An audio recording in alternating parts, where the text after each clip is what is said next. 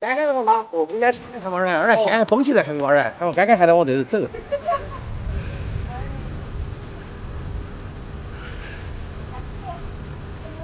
刚刚我背去大跟大鱼，啥鱼？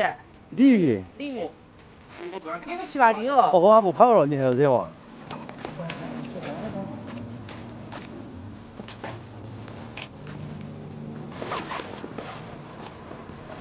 哦，对了，不对，对了，来了。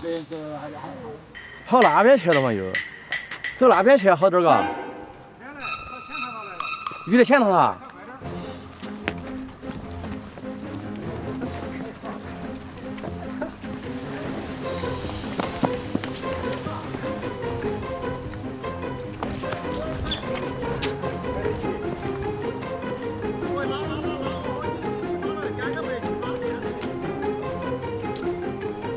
哦豁，这个线脚球，这又跑那往那中间过了这哈，但我过去他也过来了嘛，就走那边甩不动啊。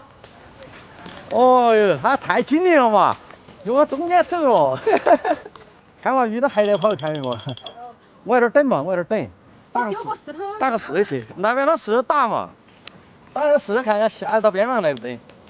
你偏哪里？太中间了，打不到。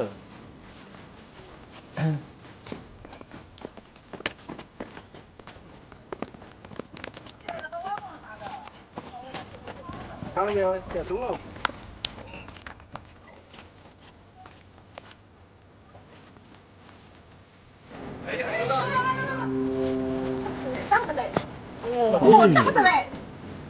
马上过来。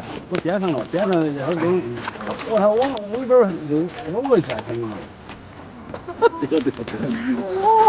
对了。我是这样子。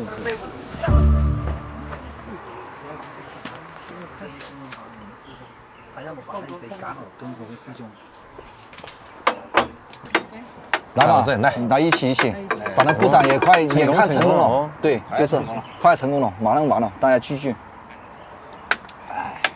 开年就把杆劈了，但是这个杆的成本高哈，你这个鱼了，这个是300多了，比买还贵了。